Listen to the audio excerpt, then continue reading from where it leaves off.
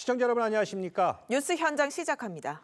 미국 공화당 대선 후보인 도널드 트럼프 전 대통령의 펜실베니아 유세 현장에서 총격 사건이 발생해 현장에서 2명이 숨지고 2명은 중상을 입었습니다. 트럼프는 오른쪽 귀 쪽에 피를 흘리며 경호원들의 엄호 속에 현장을 빠져나왔는데 현재 건강 상태는 양호한 것으로 알려졌습니다. 보도에 이정민 기자입니다. 유세장 연단에 오른 도널드 트럼프 전 미국 대통령이 연설을 시작한 지 얼마 지나지 않아 총성이 울립니다.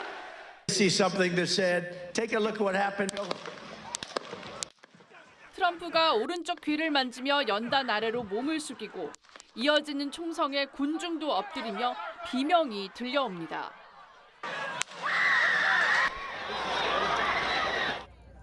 현지 시간 13일 저녁 6시 10분쯤 미 대선 공화당 후보 트럼프 전 대통령의 펜실베이니아 유세 도중 총격 사건이 발생했습니다. 총격범을 포함해 유세 참가자 1명 등 2명이 현장에서 사망했고 유세 참가자 2명은 위독한 상태로 알려졌습니다. 트럼프는 총격 직후 경호원과 무장한 군경의 엄호를 받으며 현장을 빠져나왔는데 지지자들을 향해 주먹을 들어 보이기도 했습니다. 트럼프 선거 캠프는 트럼프는 괜찮다며 신속한 조치를 취해준 법 집행기관과 응급구조대원들에게 감사하다는 입장을 발표했고 트럼프는 소셜미디어를 통해 총알이 자신의 오른쪽 귀 부분을 관통했다고 밝혔습니다.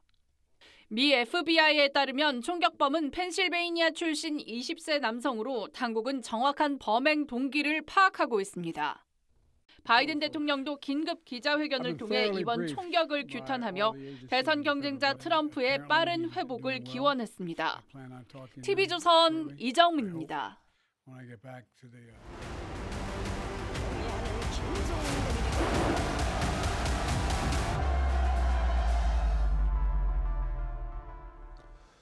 미국 대통령이 누가 되느냐, 여기에 따라서 미국 관계 또 남북 관계에도 큰 변수가 되는데요. 리포트로 보신 대로 트럼프 전 대통령이 유세 도중 총격을 받아 부상을 입었습니다.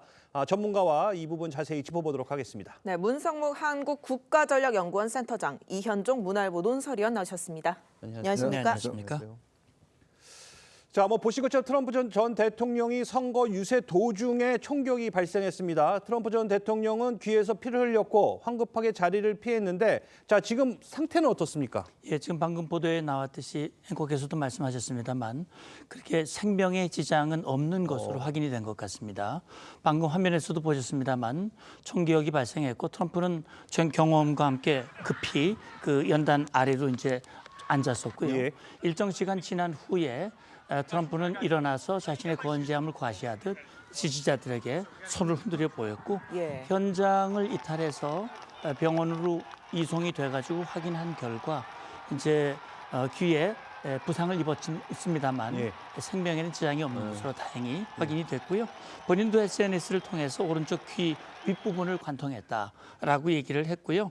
아마 지금 보도에 나왔듯이 현장에서 총격범은 사살이 된 걸로 신원이 밝혀졌네요. 신원은 펜실베니아 출신 20세 청년으로만 나와 있는데 여기에 외부 세력 개입 여부는 아직 확인이 안 되고 있습니다. 알겠습니다. 그렇군요. 그런데 이 총격범이요, 유세장 밖에 사무용 건물 옥상에서 여러 발, 지금 7발이라고 보도한 언론도 있던데 굉장히 범행을 사전에 치밀하게 준비한 것 같습니다. 현재 미국 언론이 보도한 바에 따르면 20대 남성이고 토마스 매튜 크로스라는 이 남성입니다. 예. 아마 100m 정도 되는 이 건물 옥상에서 저격총으로 일단은 쏜 것 같습니다. 이게 이제 우리가 군에서 쓰는 M16이라는 이제 그 총을 민간용으로 개조한 AR-15이라는 그런 총인 것 같은데요. 예. 아마 이제 이 대회 전에 일부에 있는 청중들이 아마 비밀경찰국이나 경찰한테 총을 든 남성이 왔다 갔다 하고 있다라는 이야기를 했다라고 이야기 나오고 있어요. 예. 그걸 미리 아마 대처를 못했다라는 지적도 지금 나오고 있는데 정확한 거는 좀 더 지켜봐야 되겠습니다만은 한 7-8발 정도를 이제 직접적으로 사격, 아마 굉장히 조준해서 저격을 한 것 같습니다. 다행히 트럼프 대통령의 이제 오른쪽 귀 쪽 부분만 이제 관통을 하고 아마 조금만 더 옆에 왔으면 굉장히 치명상을 받았을 거예요. 네. 그런 상황에서 이제 피를 많이 좀 흘렸고 바로 이 저격범은 당시 비밀 경호국 요원들이 일단 해서 저격을 바로 했다고 합니다. 현장에서 사살됐습니다. 알겠습니다. 자, 그러면 이제 가장 궁금한 게 왜 그러면 트럼프 전 대통령을 향해 총격을 가했는지 뭐 이런 여러 가지 가능성에 대해서 지금 일단 뭐 FBI도 뭐 조사를 하고 있다는데 일단 해외 테러 조직의 소행은 아닌 걸로 밝혀지고 있다고요? 예, 그러니까 뭐 아직은 본격적인 조사가 이루어지지 않았기 때문에 이제 총격범이 20세고 방금 말씀하신 대로 백인 청년으로는 확인이 됐습니다만 이 인원이 어떤 동기로 이런 총격 범행을 저질렀지에 대해서는 아직 확인이 되지 않고 있고 어쨌든 미국 당국 지금 수사 당국의 대략 보도를 보면 지금 나와 있는 내용으로는 해외 테러 조직과의 연관성은 없어 보인다라는 얘기고 또 바이든 대통령도 즉각 여기에 대해서 이 입장을 밝혔지 않습니까? 예. 그래서 이런 행위에 대해서 절대로 있어서는 안 된다, 역겨운 일이다라고 얘기를 했고 트럼프 대통령의 안전을 위해서 기도한다라고 얘기했고 직접 통화도 한 걸로 알고 있습니다. 그래서 제가 볼 때는 이건 어떤 정치적 의도가 있는지 여부는 좀 확인해봐야 되겠습니다만 네. 이 테러 조직과 어떤 테러의 가능성, 외부의 개입 가능성은 현재로서는 적어 보입니다.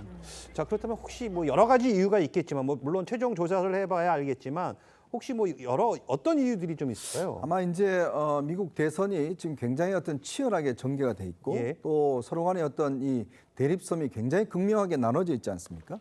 자, 그렇다 보니 아마 이제 어떤 극단적인 정치가 오늘의 어떤 저런 사태를 이룬 게 아닌가라는 지적들이 있습니다. 특히 지금 이제 곧 공화당 전당대회가 있고 민주당도 이제 8월 18일부터 전당대회가 열리거든요.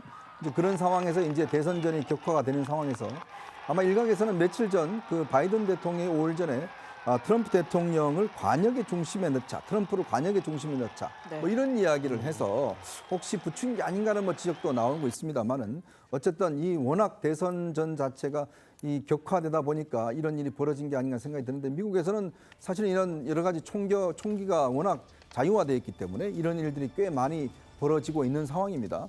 전 현직 대통령에 대해서 이런 일이 많이 벌어졌었고요. 예. 이번 같은 경우도 워낙 두 사람이 치열하게 어떤 이 대립하는 와중에 벌어진 일이기 때문에 좀 더 조사가 필요할 것 같습니다. 알겠습니다. 말씀하셨지만 트럼프 강성 지지층 일부가 바이든 대통령이 닷새 전에 트럼프를 관역의 중심에 넣자라고 했던 발언을 문제 삼으면서 바이든이 이번 일을 좀 조장했다 이런 주장을 일부 펼치기도 하는 것 같더라고요. 글쎄요, 뭐 이게 좀 이제 과도한 아마 해석일 수도 있을 것 같아요. 예. 왜냐하면 이제 이 상황이 벌어졌기 때문에 이게 어떻게 선거 전에 유리하게 적용할 것이고 책임론을 어디로 넘길 것인가 이게 지금 굉장히 중요한 이 지점이거든요. 특히 좀 전에 보셨지만 트럼프 전 대통령이 이제 막 손을 들면서 파이팅이라고 이제 힘차게 외쳤지 않습니까? 예. 그게 아마 유권자들에게 굉장히 아마 영향을 많이 미칠 겁니다. 자, 그런 측면에서 또 이게 어떤 요인에서 발생을 했는지 그런 면에서 이제 5일 전 제가 좀 전에 말씀드렸던 그런 발언들 등등이 좀 부추긴 게 아닌가 하는 의혹이 있지만 그건 왜냐하면 이제 저격범이 지금 사살됐기 때문에 정확한 원인을 찾기 위해서는 좀 더 어떤 저격범의 주변에 대한 수사 이게 필요하지 않을까 싶습니다. 자, 이게 이번 사건이 또 충격을 주는 게 미국에서는 이 대통령을 겨냥한 총격 암살이나 이 암살 시도가 종종 있어 왔었습니다. 자, 일단 뭐 1800년도에 링컨 대통령부터 뭐 최근에는 사실 케네디 대통령도 이 이 암살을 당했지 않습니까? 그렇죠. 미국은 뭐 말씀하셨듯이 이제 총기 소유가 허용이 되기 때문에 이런 총격 사건들이 많이 일어나고 있죠. 뭐 대표적으로 1895년에 제16대 대통령 유명한 에이브럼 링컨 예. 대통령이 워싱턴 D.C.에서 한 극장에서 남부 출신 배우에 의해서 사망을 했지요. 그 이후에도 뭐 20대 대통령 제임스 가필드도 있고요.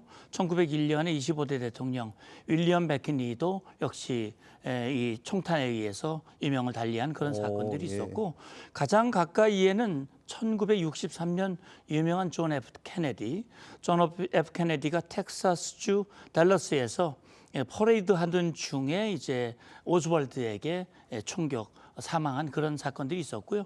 그렇게 해서 사망한 사건들 외에도 암살 시도 사건들도 여러 차례 있었습니다. 예, 그렇기 때문에 아마 이번 이 사건이 총기 소유에 대한 양당의 입장이 극명하게 갈리고 있지 않습니까? 예. 이것이 또 정치적인 쟁점이 될 수도 있고 일단 트럼프 대통령이 피해자이기 때문에 정치적으로 조금 유리할 수도 있지 않을까라는 해석도 가능하겠습니다만 오히려 바이든 쪽으로 책임을 너무 여론을 몰고 가면 오히려 그게 역풍이 될 가능성도 배제할 수 없기 때문에 일단은 좀 지켜봐야 될 것 같습니다. 네. 알겠습니다. 정말 비극적이고 또 충격적인 사건입니다만 우리가 이 사건이 미국 대통령 선거 판세에 어떤 영향을 줄지 생각 안 할 수가 없습니다. 조금 전에 그 트럼프 전 대통령 측에 좀 유리하게 작용할 수 있다는 시각도 있다 말씀하셨는데 위원께서는 어떻게 보십니까? 그러니까 이제 보면 트럼프 대통령 항상 이제 옛날에 레이건 대통령이 이제 그 어떤 이 총격을 받았을 때 예. 그 수술 과정과 그 이후에 굉장히 어떤 당당한 모습을 보였거든요. 그게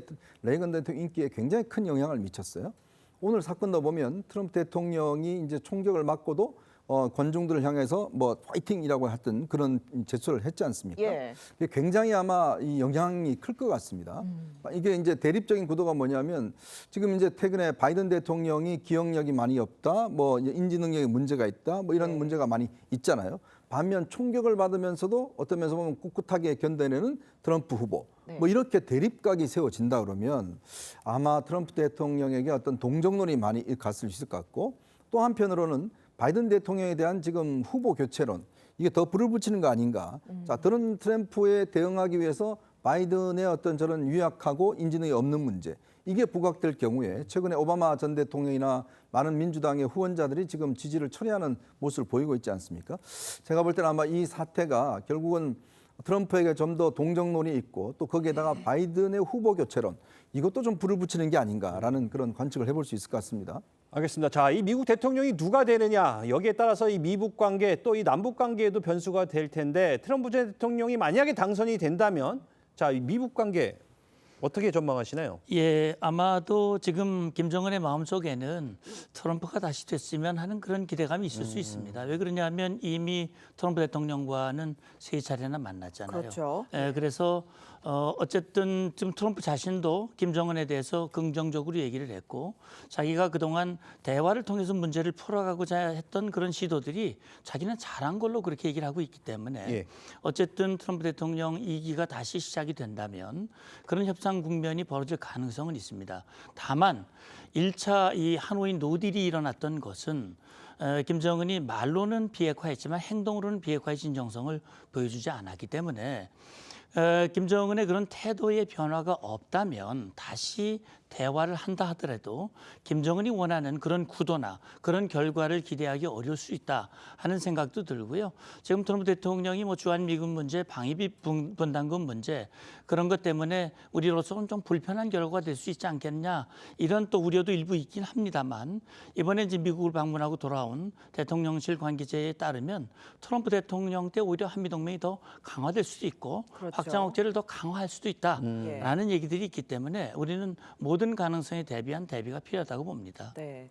윤석열 대통령이 나토 정상회의에 참석한 뒤에 이틀 전에 귀국했죠. 최근 나토가 채택한 공동 성명에 대해서 북한은 불법적인 문서다라고 규정하면서 오히려 나토가 세계 평화를 위협하고 있다 이렇게 주장하고 있더라고요. 네, 김정은으로서는 굉장히 불편할 거예요. 왜냐하면 김정은은 지금 경제적으로 어렵지 않습니까? 네, 주민들도 흔들리고 있고 그것이 오히려 정권과 체제를 무너뜨릴 수도 있다라는 그 우려 속에서 사실 이 돌파구를 잡은 게 푸틴이거든요. 그래서 우크라이나 전쟁에 시달리는 푸틴이 김정은에게 SOS 도움을 청했고 본인은 푸틴에게 무기와 미사일을 팔면서 그걸 자기의 필요를 채워주는 그런 전환점으로 삼았는데 나토 정상회의에서 그걸 불법으로 규정하고 규탄하고 거기에서 대가를 지불하기 위한 그런 조치들을 얘기를 하고 있으니까 방금 말씀하신 대로 그것은 주권 국가의 정당한 권리를 제약하는 불법 문서다라고 얘기를 하는데 그걸 인정할 나라가 뭐 몇이나 있겠습니까? 그래서 아마 김정은으로서는 굉장히 마음에 불편한 것을 이런 식으로 표현하고 있다라고 생각을 합니다. 북한은 조선중앙통신 논평에서도 미국이 중동 정세 책임을 북한에 돌리고 있다 이렇게 비난을 했는데 미북 관계 돌파구 뭐 힘들겠지만 있다면 어떤 식으로 좀 풀어야 할까요? 글쎄요. 지금 상황으로 볼 때는 일단 지금 예전에와 좀 달라진 게 이제 진영 간 대결로 이제 확실하게 굳어졌거든요. 특히 북중러와 그다음에 이제 이 나토를 중심으로 하는 자유세계 대결로 확실히 굳어졌기 때문에 이제 그러한 관계에서 뭐 당분간은 어떤 이 상황이 풀릴 가능성은 없을 것 같습니다. 그리고 트럼프 전 대통령에 대해서 이제 북한이 뭐 원하고 있다 등등 하지만 그러나 만약에 트럼프 대통령이 이제 전 대통령이 다시 당선된다 그러면 1기와 2기는 좀 더 다를 겁니다. 아마 1기에 비해서는 굉장히 정책이 좀 성숙되고 숙성된 상황으로 올 수도 있기 때문에 예전같이 그렇게 북한이 뭐 트럼프 전 대통령이 오면 다시 복원하는 거 아닌가라고 했지만 제가 볼 때 아마 최근에 방문했던 트럼프 전 대통령의 외교안보 전문가들의 이렇게 이야기를 들어보면 훨씬 더 세련되게 아마 문제를 풀어나갈 가능성이 있을 것 같아요. 그런 상황이기 때문에 아마 북한이 저런 어떤 그 공세를 펼치긴 하지만 그러나 유리한 상황을 만들기에는 꽤 어려울 겁니다. 알겠습니다. 문성묵 한국국가전략연구센터장 함께했습니다. 감사합니다. 감사합니다.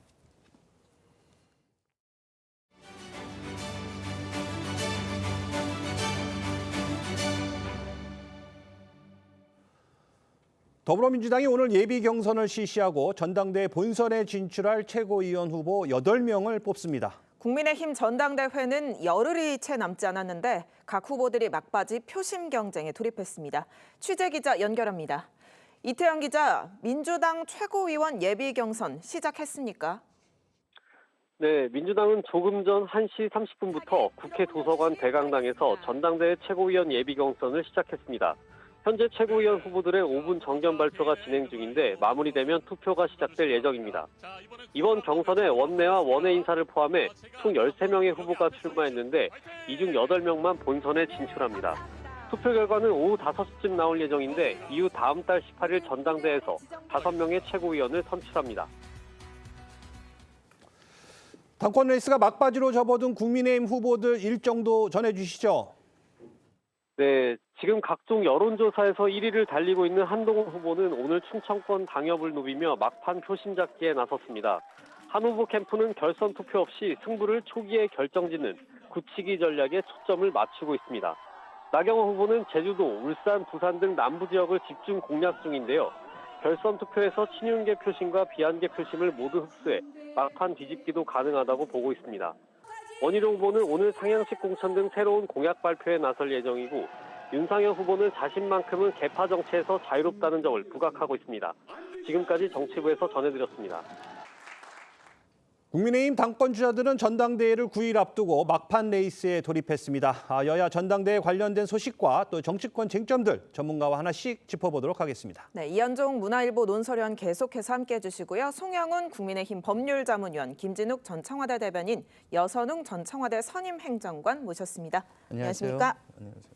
네, 첫 번째 주제 보겠습니다. 오늘 한동훈 후보는 충청권 당심 다지기에 나서고 또 나경원 후보는 제주 찍고 다시 또 PK로 향했습니다. 이 한 후보는 충청권, 나 후보는 PK에 공을 들이고 있습니다. 이제 막바지로 봐야 되겠죠? 그렇죠. 이제 뭐 한 10일도 채 남지 않았지 않습니까? 이제 그러다 보니까 아무래도 이제 이 책임 당원들이 많은 지역에 일단 집중적인 이제 이 기울이고 있는 것 같습니다. 이제 문제는 이제 이 어느 정도 지금 일단 여론조사 등을 통해서 확연하게 이제 한동훈 후보의 어떤 우위가 이제 점해진 상황에서 이제 최대한 어떤 이쪽 이제 비윤 반 한 표 뭐 이런 것들은 누가 이제 결집할 것인지 아마 원희룡, 나경원 이 두 후보 간의 지금 선점 경쟁이 굉장히 치열한 것 같아요. 지금 보면 나경원 이 원희룡 후보가 이제 앞서거니 뒤서거니 하는 지금 상황이지 않습니까? 그래서 나경원 후보가 조금의 어떤 본인의 지금 우세를 지금 가지고 있다 이런 판단을 내린 것 같습니다. 그래서 아마 지금 집중적으로 PK 지역 이런 데 가서 일단 표를 호소하는 것 같은데 오늘 좀 특이한 것은 원희룡 후보가 오늘 일정이 없어요. 이제 그런 걸 보면 지난 부산이나 대구 경북에서 꽤 이제 어떤 이 여러 가지 이제 호소를 했는데 왜 오늘 일정이 없는 것인지 뭐 이런 것도 상당히 좀 주목되는 대목입니다. 알겠습니다. 네. 나경원 후보는 한동훈 후보를 향해서 대권과 당권 가운데 하나만 선택하라고 했고요. 한동훈 후보는 꿈을 크게 가지라면서 응수했습니다. 들어보겠습니다. 둘 중에 하나를 선택하는 것이 맞다. 결국 한동훈 후보가 대통령 후보가 되면서 이 당권까지 가지겠다는 것은 이재명의 민주당을 생각할 수밖에 없게 만든다고 생각을 합니다. 그래서 우리 국민의힘이 또다시 이재명의 민주당 같이 되는 것에 대해서는 모두들 원하지 않는다고 생각을 합니다. 대권에 나간다면 당권을 포기하는 것이 맞다는 말씀입니다. 나경원 후보도 꿈을 좀 크게 가지시면 좋겠습니다. 우리는 이길 수 있는 대선 후보들이 많아지면 많아질수록 강해지는 정당입니다. 나경원 후보님도 좀 더 꿈을 크게 가지시라는 말씀을 드립니다. 자, 뭐 보신 것처럼 어제 나 후보는 한동훈 후보를 향해서 이 당권과 대권 중 하나만 가져라. 뭐 SNS 통해서는 뭐 당권과 대권 다 가지려는 건 이재명의 길을 가고 있는 거 아니냐 이렇게 얘기를 했습니다. 어떻게 보십니까? 네거티브라고 하는 게요. 공격을 하는 쪽에 의도가 있지만 또 당원과 지지층이 어떻게 받아들이냐 하는 것도 중요하지 않습니까? 지금 저런 공격은 사실 당원들은 크게 그렇게 중요하지 않게 생각할 가능성이 높아 보입니다. 왜 그러냐면요. 원희룡 후보나 나경원 후보나 또는 윤상현 후보까지도 만약에 당대표가 된다면 차후에 대선에 도전하지 않겠는가? 당원들은 그렇게 생각 안 하실 거예요. 원희룡 후보는 이미 지난번 대선 때 한번 출마를 했고요. 예. 나경원 후보도 이번에 만약에 당대표가 된다면 5선 의원의 원내대표의 여당 대표까지 지낸 정치인이 됩니다. 다음 스텝은 자연스럽게 대선이죠. 윤상현 후보도 당대표가 된다면 마찬가지입니다. 그렇기 때문에 이번에 누가 당대표가 된다고 해도 차후에 대권에 출마하지 않을 것이다. 이렇게 보는 당원과 지지층은 매우 드물 것이고 그러면 얼마나 민주당과 잘 싸울 수 있는 당대표감이냐 또 당정 관계는 어떻게 구축할 거냐 이런 것들을 보고 당원들이 판단할 걸로 보입니다. 네, 다른 두 후보 이야기도 해볼게요. 윤상현 후보는 오늘 언론 인터뷰에 주력하고 있고요. 원희룡 후보는 조금 전 위원님 말씀하신 대로 오늘 공식 일정은 없는데 SNS를 통해서 상향식 공천을 도입해서 밀실 공천을 없애겠다. 어떤 전략 세우고 있는 걸까요? 아마 이거는 이제 지난번에 그 여러 차례 제기했던 한동훈 후보가 비대위원장 시절에 비례대표 공천이라든지 이런 공천에 대한 문제점들을 좀 뭔가 상징적으로 좀 비판하기 위해서 상향식 공천을 좀 이야기를 하고 있는 것 같습니다. 근데 일단 메시지 자체가 굉장히 좀 평범하다고 저는 생각이 들어요. 왜냐하면 상향식 공천은 항상 이 뭐 정당에서 다 이야기되어 왔던 겁니다. 예. 근데 문제는 이제 항상 공천 때 되면 또 이게 지켜지지 않았던 그런 전례가 있고 또 과연 상향식 공천이 좋은 것인가? 이거에 대한 또 의문도 있어요. 왜냐하면 상향식 공천이 되면 기존의 기득권이 어떤 면에서 보면 될 수밖에 없고 새로운 신인들이 새롭게 도전하기는 굉장히 어렵습니다. 지금같이 예를 들어서 현역 의원한테 굉장히 많은 이제 이 어떤 장점이 주어지는 그런 상황에서 신인이 예를 들어서 여기에 도전하기 위해서는 꽤 어려움이 크거든요. 예. 그런 상황에 상향식 공천을 해버리면 사실은 신인들은 별로 그렇게 당선될 가능성이 없다는 거죠. 그렇기 때문에 이제 항상 이 공천을 할 때 전략 공천이다 뭐 이런 이제 이야기가 나오지 않습니까? 예. 이 상향식 공천을 하기 위해서는 기본적으로 거기에 도전하는 다른 어떤 국회의 현역 의원 말고 다른 사람도 충분히 똑같은 선상에 뛸 수 있도록 만들어주는 게 굉장히 중요한 거거든요. 그거 없이 그냥 무조건 상향식 공천이다 이야기를 하면 저는 이것 자체는 내부에는 실제 상향식 공천이 이루어지기 어려운 현실이 있지 않는가 이제 그런 생각이 듭니다. 자, 여기에 원희룡 후보는 또 이번 총선이 밀실 공천이었다 이러면서 또 한 후보에 대한 공세를 이어가고 있는데 자, 이런 전략 효과가 있을까요? 글쎄요, 아직까지는 그런 효과가 나타나고 있는 것 같은 그 모습은 아닌 것 같아요. 왜냐하면 이번 그 4월 총선 공천을 양쪽 당 모두가 시스템 공천이다 이렇게 얘기를 하고 진행했지 않습니까? 그랬죠. 그리고 또 원희룡 후보가 한동훈 후보를 공격하기 위해서 밀실 공천이다 또는 사천이다 이렇게 얘기하고 있는데 사실 그 부분에 대한 명확한 자료가 없어요. 공개된 자료가 없고 그냥 그랬던 거 아니냐 이런 의혹을 제기하는 수준 정도이기 때문에 그런 수준에서는 지금 뭐 그 국민의힘을 지지하는 지지층에서 과연 원희룡 후보가 제기하는 문제 제기가 타당한 것인가 하는 것에 대해서 의구심을 갖고 있는 거거든요. 그런 부분들을 깨끗하게 해소해 주지 못하는 한 아마 이 공격은 그렇게 큰 의미가 없어 보이고요. 내일부터 4일 연속으로 TV 토론회가 또 남아 있는데 네. 이 과정 속에서 한동훈 후보를 공격하기 위해서 원희룡 후보가 또다시 이 문제를 거론할 수는 있는데 이번에 거론한다면 진짜 자료를 좀 내놓고 해야 되지 않을까. 그렇지 않다면 이런 공격은 매우 그냥 단순한 네거티브에 불과하다. 이런 평가를 받을 것 같습니다. 그렇군요. 원희룡 후보를 향해서요. 나경원 후보는 싸우느니 사퇴하라라고 직격했습니다. 들어보시죠. 실질적으로 생각이 비슷하다면 이렇게 거친 싸움을 하는 것보다는 사퇴하시는 게 낫지 않을까. 그래서 자연스럽게 저를 도와주시는 게 어떨까. 특별한 연대를 한다든지 제가 단일화를 한다든지 그럴 의사는 없지만 결국 원희룡 의원께서 저를 지지해 주시지 않을까 이렇게 생각을 합니다. 사실상 좀 지지율이 많이 빠지고 있는 추이로 보이기 때문에 원희룡 의원의 지지율이.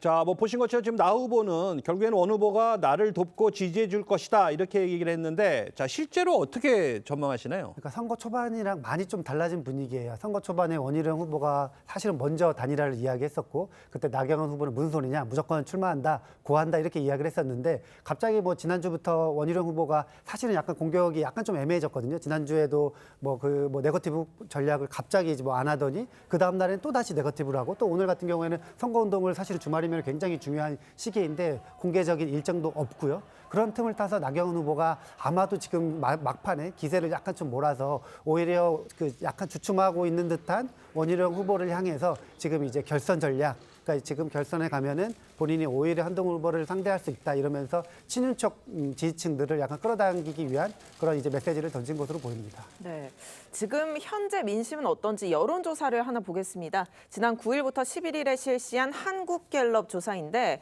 국민의힘 지지층과 무당층에서 한동훈 후보 지지율 45%입니다. 2주 전에는 38%였는데 이렇게 난타전을 벌이는 와중에 오히려 한 후보 지지율 7%포인트나 더 올랐네요. 그러니까 지금 계속된 네거티브에 대해서 당원과 지지층의 반응이 매우 호의적이지 못하다. 오히려 역풍을 불러일으키고 있다는 것을 알 수 있는 지점이죠. 그러니까 지금 이 전당대회 과정에서 비전과 가치를 가지고 경쟁을 해야 되는데 제살 깎아먹기식의 네거티브가 계속 되어 왔습니다. 문자 메시지를 단문을 했냐 안 했느냐를 가지고 공격을 하고 그다음에 또 사천 논란이 있었는데 그 사천 논란을 제기당한 한동훈 후보 쪽에서는 TV 토론에서 공개적으로 그런 일이 있었다면 내가 정계 은퇴하겠다라고 하면서 근거를 제시해달라고 하니까 TV 토론 그 자리에서는 근거를 제시하지 않고 책임을 어떻게 질 거냐고 하니까 상응하는 책임을 지겠다고만 하지 뭐 사퇴하겠다거나 정계 은퇴하겠다거나 이런 내용은 원희룡 후보가 말을 못하지 않았습니까? 그런 과정들을 모두 다 지켜본 당원과 지지층의 반응이 저렇게 여론조사로 표출되고 있는 것으로 보입니다. 알겠습니다. 국민의힘 전당대회 이 당원 투표는 오는 19일부터 이틀간 모바일 방식으로 진행이 됩니다. 자, 이 판세를 뒤집을 뭐 막판 변수 뭐가 있다고 보십니까? 자, 이제 저는 좀 오늘 좀 이상하게 생각이 드는 게 원희룡 후보가 지난번 이제 총선 때도 하루도 쉰 적이 없습니다. 근데 오늘 하루 일정을 쉬지 않았다는 것 자체가 던지고 있는 의미가 뭔가 이게 좀 궁금해요, 솔직히. 모르겠습니다. 왜 일정을 없는지 모르겠지만 정말 지금은요.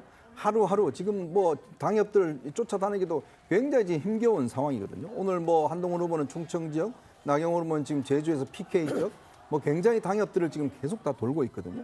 자, 그러한 상황에서 원희룡 후보가 지금 오늘 일정을 비웠다라는 것 자체가 그동안 거듭된 이제 어떤 이 공세가 실제로 먹히지 않은 데 대한 저는 좀 전략 수정을 하고 있는 게 아닌가.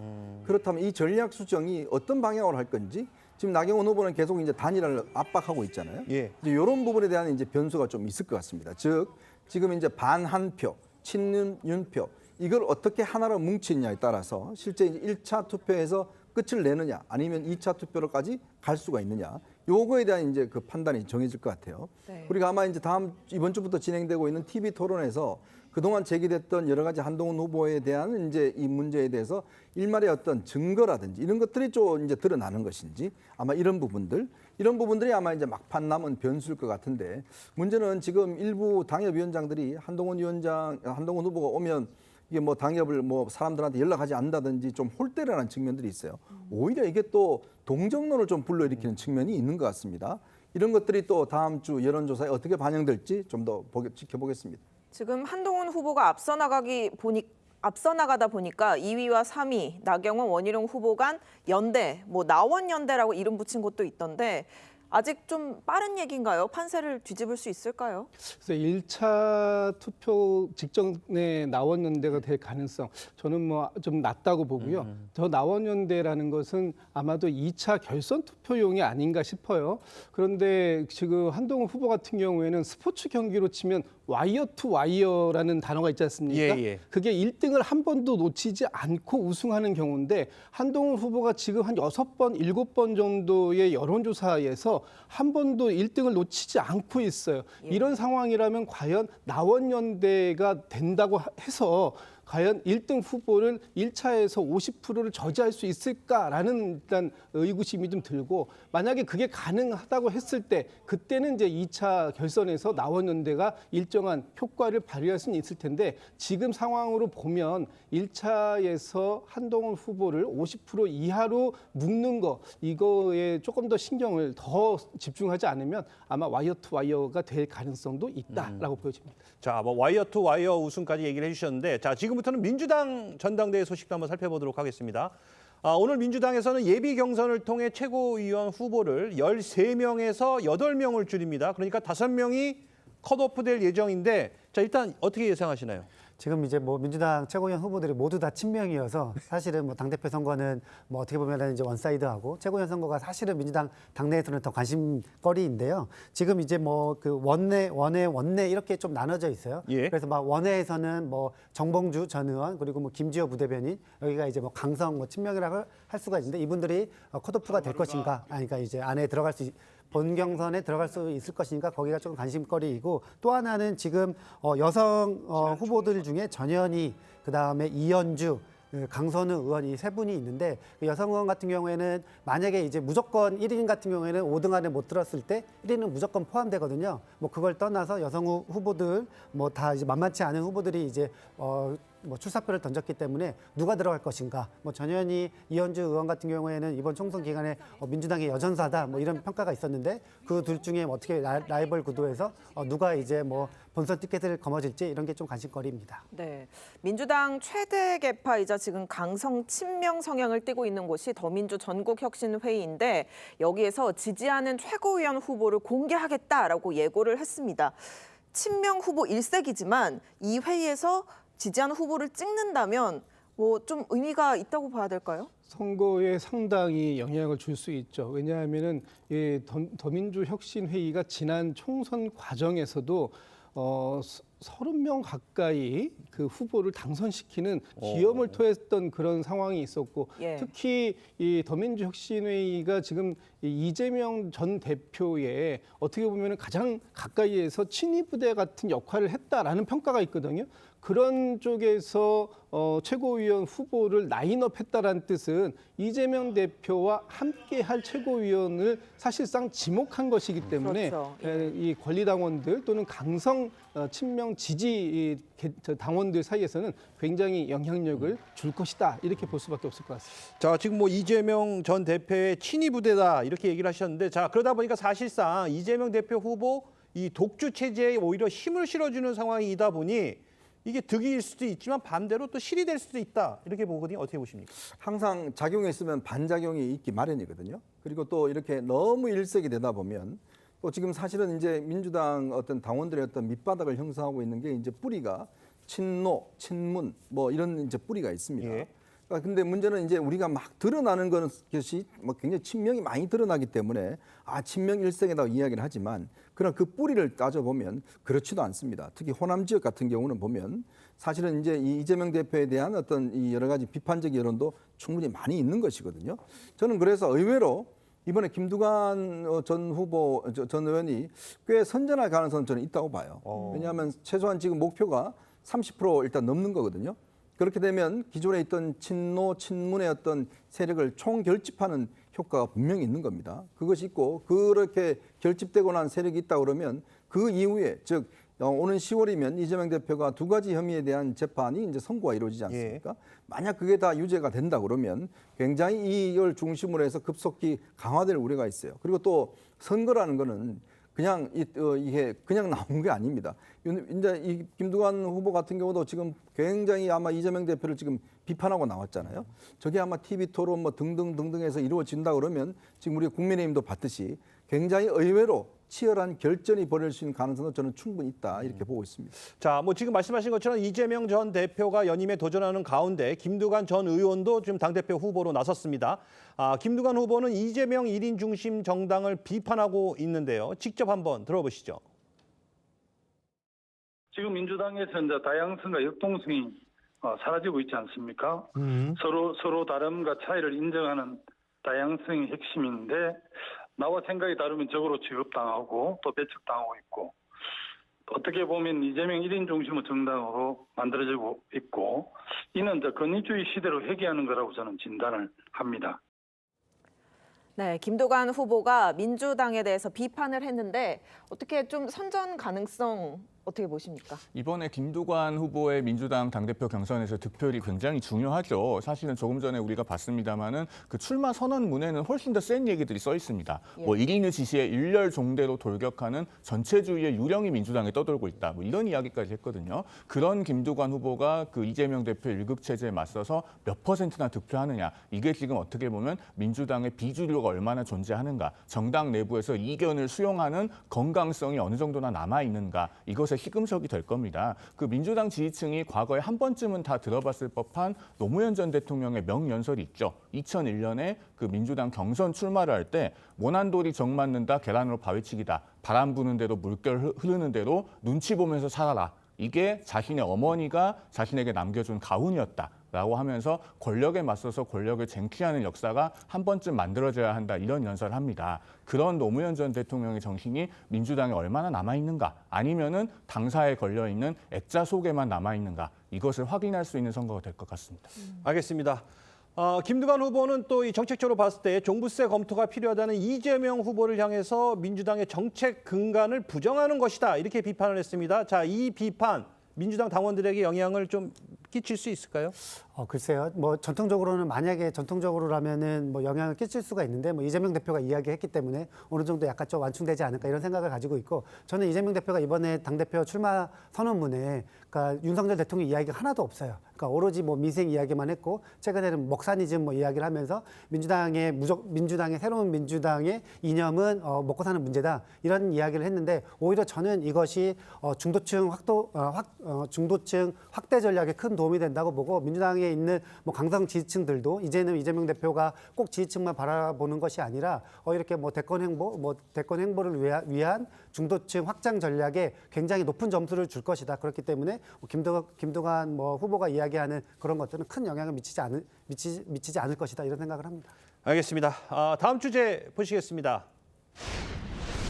민주당과 야권이 어제 대통령의 해병대원 특검법 거부를 규탄하는 장애 집회에 참석했습니다. 국민의힘은 대규모 규탄 집회를 벌인다며 비판했는데요. 그 모습 함께 보고 오시죠.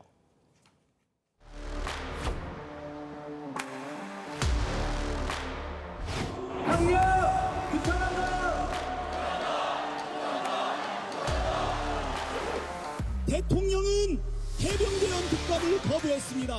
대통령의 거부권 행사는 자신이 범인이라는 자백입니다. 수사가 미진하면 자신이 특검을 주장하겠다는 말은 새빨간 거짓말입니다. 윤 대통령은 국회에서 재발의한 특검법을 또 부결했습니다. 탄핵 열차에 부스터가 붙은 느낌입니다. 내가 원하는 답이 아니면 모두 오답이라는 생떼에 지나지 않습니다. 이재명 집권만을 위해 폭주하는 무소불위 거대 야당의 횡포를 끝까지 저지하겠습니다. 자, 뭐 지금 영상으로 보신 것처럼 야권은 해병대원 특검법을 수용하라 이렇게 목소리를 높였고요. 또 국민의힘은 원하는 답이 아니면 모두 오답이라는 생떼에 지나지 않는다 이렇게 지금 팽팽하게 맞서고 있거든요. 어떻게 보십니까? 그러니까 이제 지금 민주당이 급속도로 좀 이제 탄핵 국면으로 좀 턴을 하려고 하는 그런 조짐을 보이고 있습니다. 왜냐하면 처음에는 검사 4명에 대한 이제 탄핵을 하겠다고 그랬다. 그건 뭐 어디 간 데 없어요. 지금 뭐 누구도 거론하지 않습니다. 그러다 갑자기 정청래 법사위원장이 지금 깃발을 들고 지금 탄핵 청문회를 하겠다고 하고 있는데요. 여러 가지 지금 뭐 청문회 요건이 되느냐 또 등등 여러 가지 논란이 있습니다. 왜냐하면 대통령 탄핵은 기본적으로 의원들의 발의에 의해서 200명 이상의 찬성으로 이제 가결되는 것인데 과연 청문회로 탄핵 국면 넘어갈 수 있느냐에 대한 법률적인 저는 굉장히 문제가 있다고 봅니다. 그럼에도 불구하고 지금 이재명 대표 지금 모습이 나옵니다만은 아마 이제 이게 지금 최근에 법원에서 2가지 지금 즉 위중교사와 선거법 위반 사건과 관련해서 10월 달에 거의 선고를 하겠다라고 이제 날짜를 잡았지 않습니까? 그러다 보니 민주당 입장으로서는 만약에 이 1심에서 2개의 혐의가 실제로 어떤 유죄가 나와서 출마를 할 수 없는 유죄가 나오면 물론 뭐 대법원까지 돼야 되겠습니다만은 그렇다 하더라도 조그마한 구멍이 나는 거거든요. 모든 게 그렇습니다. 조그만 구멍이 나중에 큰 구멍이 될 수가 있는 거거든요. 그렇게 즉 대오가 어떤 면에서 뭐 흐트러질 가능성이 있다는 거죠. 그런 상황에서 뭔가 이쪽의 대오를 강하게 해줄 방법은 결국은 대통령에 대한 탄핵 국면을 빨리 조기에 전환하는 것이다라고 하고 있는데 문제는 탄핵이라는 게 절차, 국민적 동의 뭐 이런 것들을 거쳐야 되는데 민주당이 지금 너무 급발진하고 있는 거 아닌가라는 그런 우려가 있습니다. 네.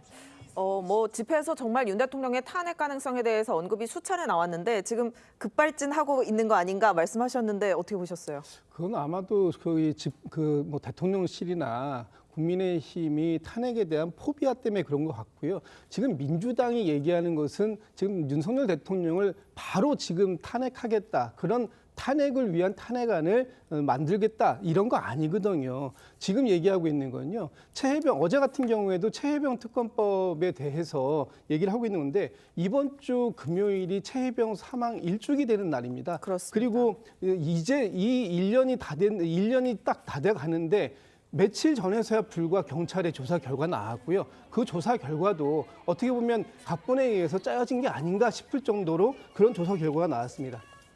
지금 최혜병 특검법 같은 경우에 22대 국회에 들어와서 민주당의 1호 법안입니다. 예. 그 1호 법안에 대해서 대통령께서 거부권 행사하셨고요. 이 부분에 대해서 빨리 그 내용을 좀 확인하자. 최혜병 순직 사건에 대한 어떤 압력이라든지 외부에 그런 것들이 있었는지 확인하자라고 하는 것이 이것이 왜 문제가 되겠습니까? 이런 부분들에 대해서 지금 거부하고 있는 쪽이 누군지 명확하게 보이지 않습니까? 예전에 윤석열 대통령께서 이렇게 말씀하셨죠.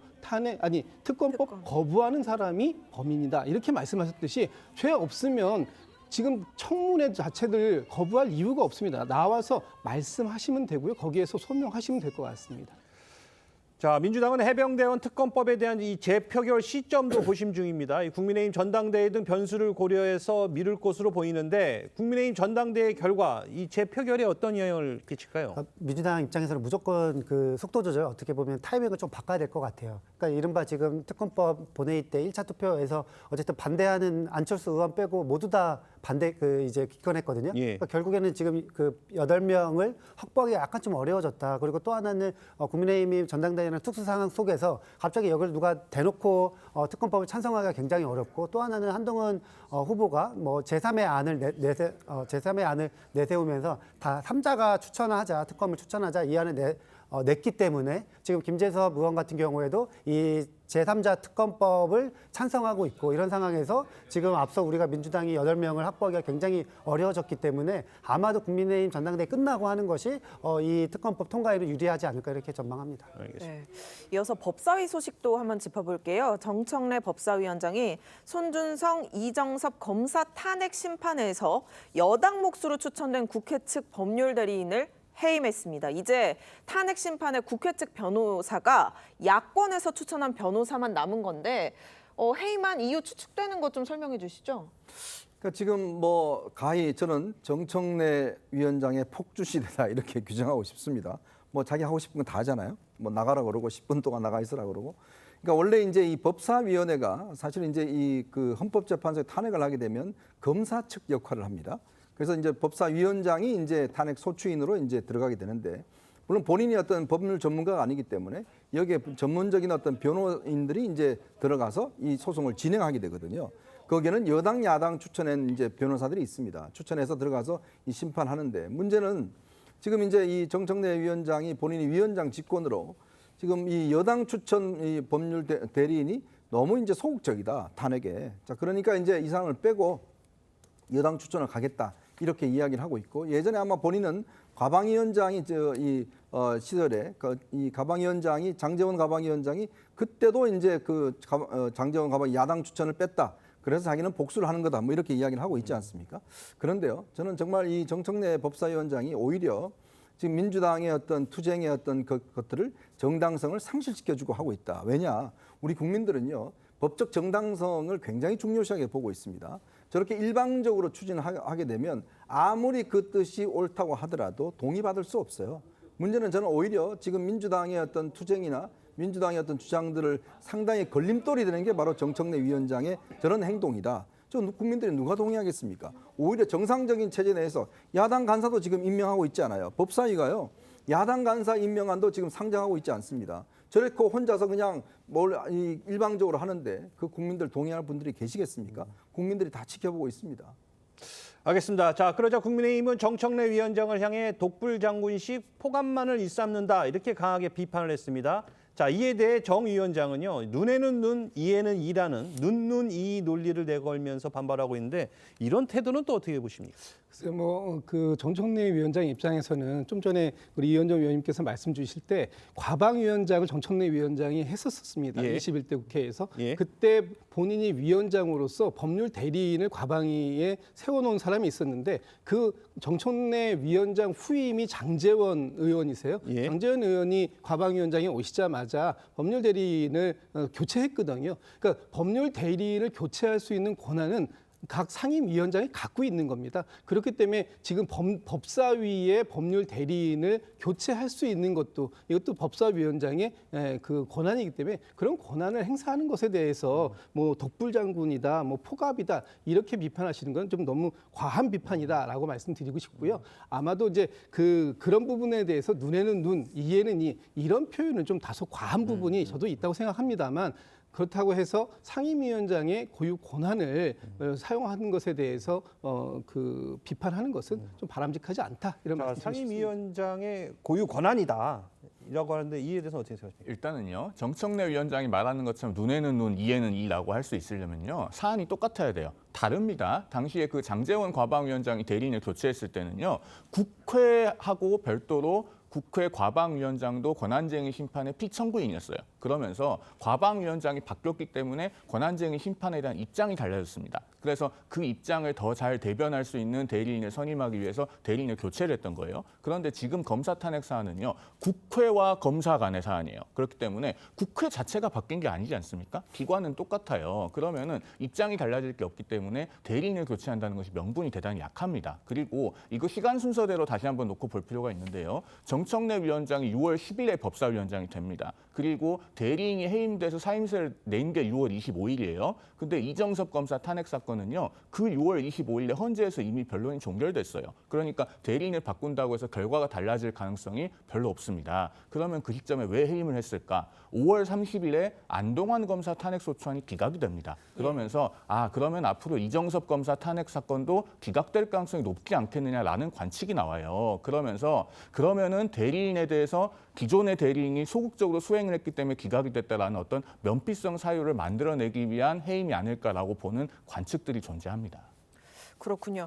이런 가운데요, 고 노무현 전 대통령의 부인이죠. 권양숙 여사가 사위인 곽상원 의원을 두고 호된 신고식을 치렀다 이런 말을 또 했다고 하는데 아무래도 그 검사 탄핵 기권 사태로 당직을 사퇴한 걸 두고 이야기한 것 같습니다. 네, 맞습니다. 근데 이제 그 김두관 의원이 그 권양숙 여사를 만나고 나서 전원으로 나온 것인데 예. 아마도 뭐 지금 자기 이제 사이가 지금 노무현 대통령 관련해 가지고 또 그렇게 이제 댓글로 이제 공격받고 있거든요. 거기에 대해서 이제 언급을 하신 것 같고 저는 여기서 이제 뭐 사실은 그 곽상원 의원 같은 경우에는 헌법기관에서 충분히 합리적인 선택을 했다. 그리고 이분이 뭐 박상현 검사 탄핵 소추안 반대한 것이 아니라 지금 근거가 부족하니 본회의 때는 자기가 투표하겠다, 뭐 찬성하겠다 이런 의사를 밝혔거든요. 거기에 대해서 이제 과도하게 약간 공격이 가해지는 것이다 이렇게 볼 수가 있고 하나는 이제 뭐 김두관 의원이 이런 전원을 공개한 것이 어떤 의도냐 여기서는 아마 김두관 의원이 친노친문에 뭔가 90점 역할을 하고 싶어서 네. 최근에는 이렇게 곽상 의원 관련해 가지고 이야기도 하고 또 그리고 뭐 이재명 대표의 종부세 완화 관련 발언에서도 민주당 정체성이 맞지 않다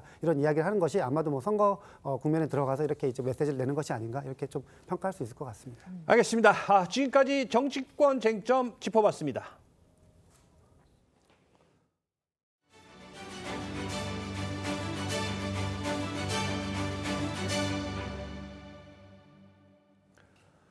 태권도장에서 10분 이상 물구나무 자세로 방치됐던 5살 아이가 심정지 상태에 빠졌습니다. 경찰은 CCTV 영상을 삭제한 정황이 포착된 태권도장 관장에 대해 아동학대 혐의로 구속영장을 신청했는데 오늘 영장 심사가 진행될 예정입니다. 조유진 기자입니다.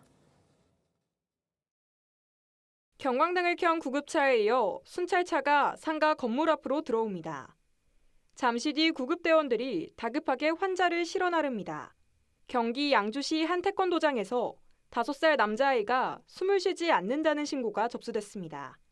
구급차 2대, 소방차 하나, 수배대응을 하고 있는 것 같습니다.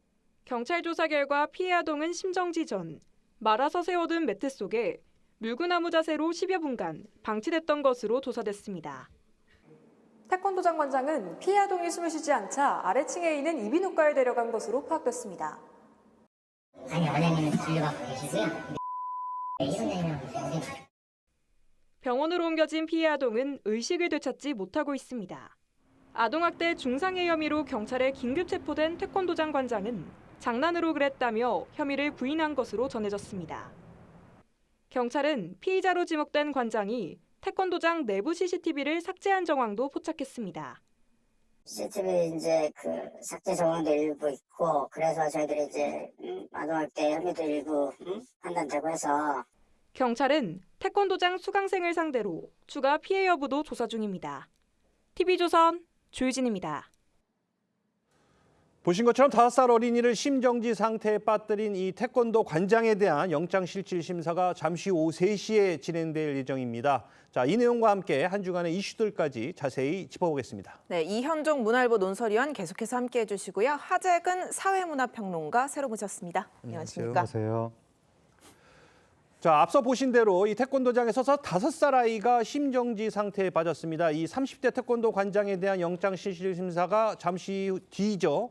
오후 3시에 이제 일단 진행이 된다고요? 네, 이 관장에게 아동학대 중상해 혐의로 구속영장이 신청이 됐는데 오늘 오후 3시에 이제 실질 심사가 진행이 됩니다. 이 관장이 지난 12일 오후 7시 20분께 양주시 덕계동에 있는 한 태권도 도장에서 매트를 말아놓고 그 사이에 5살 아이 관원을 거꾸로 넣은 채 10여 분 이상을 방치했다는 거예요. 그래서 그 아이가 심정지 상태에 빠지는 그런 중태에 빠지게 한 혐의를 받고 있습니다. 네. 물구나무 자세를 10여 분간 취했다. 매트를 말아서 그 안에 아이를 넣어놨다 하는 건데 아이의 지금 상태도 걱정됩니다. 그러니까 지금 뭐 일단 심정지 상태에 됐기 때문에 굉장히 좀 위독한 것으로 알려지고 있습니다. 아직 의식이 깨어나지 않는 걸로 알려지고 있어요. 왜냐하면 이제 어린이들을 이렇게 거꾸로 내두면 심장이 일단 이 기능 자체가 굉장히 약해질 수 있는 거 아니겠습니까? 그렇죠. 근데 문제는 이걸 지금 뭐 장난으로 그랬다 이렇게 이야기를 하고 있어요. 자, 그러니까 물론 뭐 어떤 태권도를 할 경우에 여러 가지 어떤 뭐 행동을 취하겠습니다만은 근데 이제 이 어린 학생들을 이렇게 물구나무 거꾸로 세운다든지 어떤 이상적인 상황으로 오랫동안 놔둘 경우에 여러 가지 신체적 문제가 나올 수가 있는 것인데 지금 이것 때문에 아마 지금 바로 현장에서 긴급 체포가 된 것 같습니다.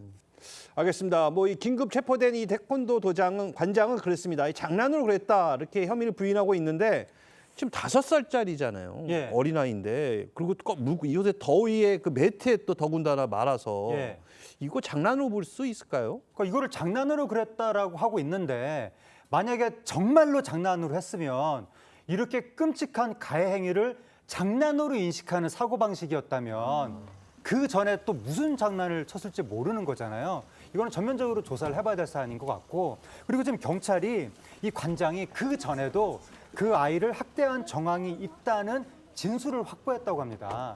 그래서 그 전에 무슨 일이 있었는지 또 다른 어떠한 그 추가 범행이 있었는지 그걸 지금 경찰이 조사하고 있습니다. 그렇군요.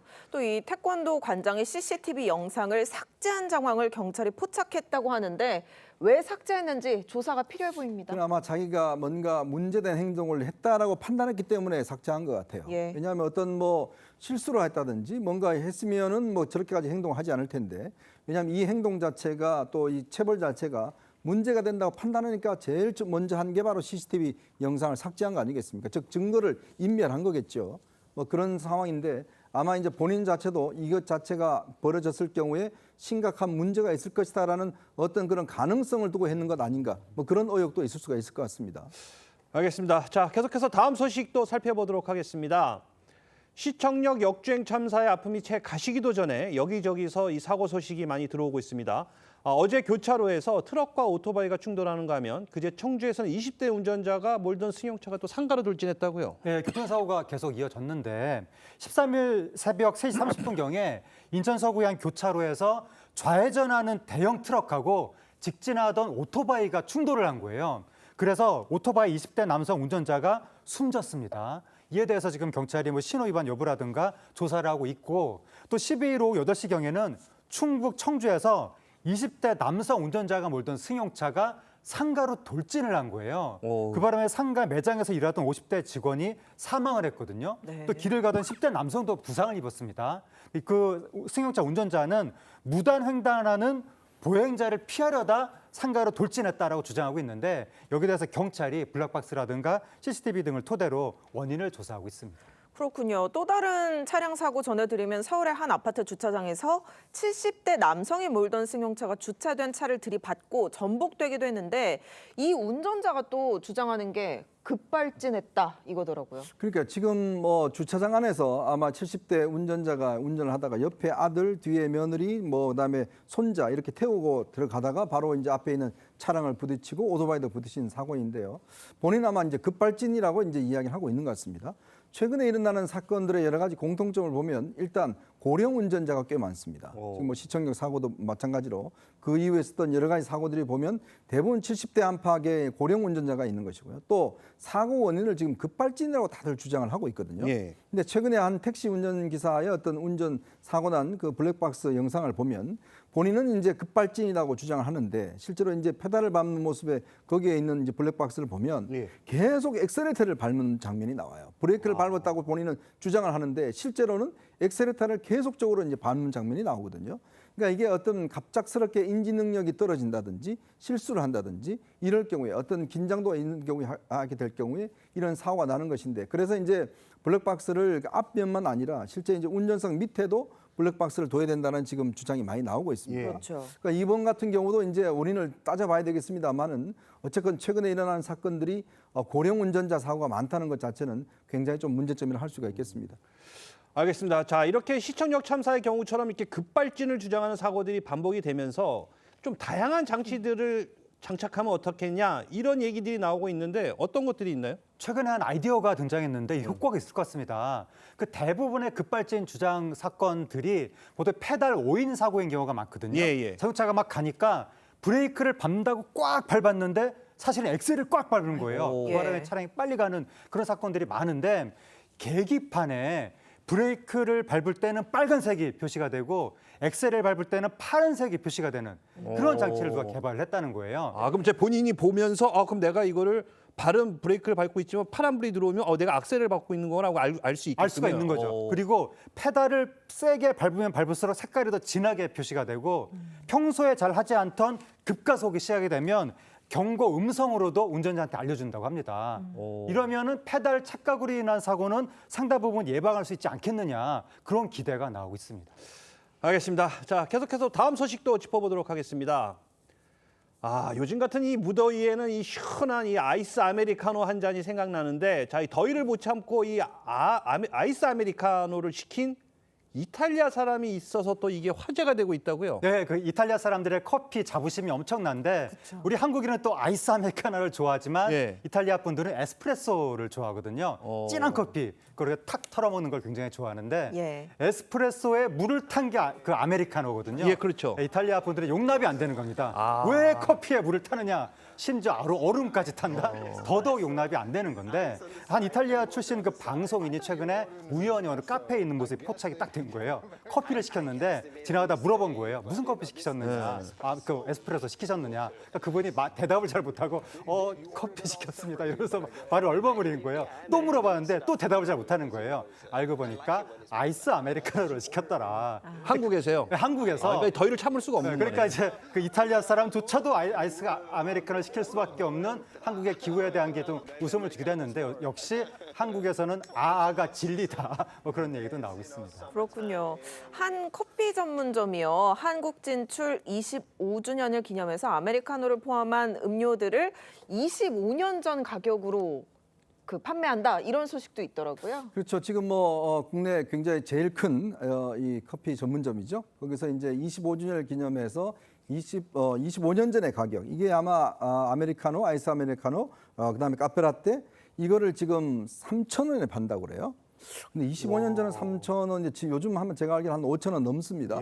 그만큼 이제 비싼데 이게 이 가격이 글로벌한 게 어떤 면에서 보면 이제 가격을 좀 대변해 주는 게 있어요. 왜냐하면 이게 각 나라마다 가격이 다 틀리거든요. 제가 옛날에 한번 스위스 갔을 때 같은 경우는 거기 아메리카노가 한 8,000원 가까이 하더라고요. 예. 아, 여기 똑같은 이 배차가. 땡땡 네네. 요게. 그러니까 그만큼 어떤 물가와 차이가 있는데 꽤 많이 올랐어요. 근데 이게 지금 보니까 13일부터 19일까지 이제 판매를 하는데 오후 2시부터 5시까지 한다고 그럽니다. 근데 사실은 몇 년 전에 이거 비슷한 행사를 해서 제가 가려고 그러는데 줄이 너무 길어갖고 제가 결국 못 샀습니다. 근데 아마 오늘 이번에도 아마 줄이 어마어마하게 길 것 같습니다. 아, 자, 근데 그 이탈리아 사람들이 그 아이스 아메리카노를 마신 거잖아요. 그러니까 이탈리아 사람들이 보면 피자에 이렇게 왜 파인애플 올리는 것도 피자를 약간 모독하는 거다라고 얘기를 하는데 실제로 그 이탈리아 사람들이 그러니까 그렇게 아이스 아메리카노가 그러니까 어떻게 일부러 그러더라고요. 이게 한국에만 있는 거지 외국 사람들은 아이스 아메리카노 모르는 사람도 많다 이렇게 얘기를 하거든요.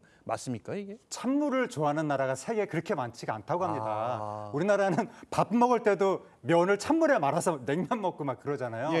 음료도 찬물 주로 마시고 그게 우리나라가 물이 좋아서 우리나라가 화강석 기반의 지형이라서 물이 깨끗해서 찬물을 잘 먹는 거고 중국이나 유럽 같은 경우에는 석회암 같은 게 많아서 물이 탁하다 보니까 차나 맥주 문화가 발달했고 찬물은 잘 마시지 못하는 경우가 많습니다. 알겠습니다. 조만간 있으면 저 아이스 아메리카노 글로벌화 될 겁니다. 아이스 이거 한 번 마시면 다음에 안 마시고 안 됩니다. 알겠습니다. 자, 두 분과는 여기서 인사 나누겠습니다. 감사합니다. 감사합니다. 현재 정체전선의 영향으로 남부지방과 제주에는 장맛비가 내리고 있습니다. 전남 해안과 완도군에는 호우주의보가 내려져 있고요. 오늘 늦은 밤부터 남해안과 제주에는 시간당 30에서 50mm의 매우 강한 비가 집중될 것으로 보여서 주의가 필요합니다. 내일까지 예상되는 비의 양은 제주 지역에 최대 150mm 이상, 남해안에 최고 120mm 이상으로 양이 상당하겠고요. 강원 동해안에는 동풍의 영향으로 5에서 20mm의 비가 내리겠습니다. 현재 서울을 포함한 수도권과 영서, 일부 충청 지역에는 폭염주의보가 발효 중입니다. 현재 서울 기온 31도, 춘천 30도 등 중부를 중심으로 무더운 날씨가 이어지고 있는데요. 낮 기온이 크게 오르며 대기 불안정으로 밤까지 수도권과 영서, 충청에는 소나기가 지날 수 있겠습니다. 화요일에는 중부지방에서도 장맛비가 내리겠습니다. 날씨였습니다. 7월 14일 TV조선 뉴스 현장은 여기까지입니다. 함께해 주신 여러분 고맙습니다.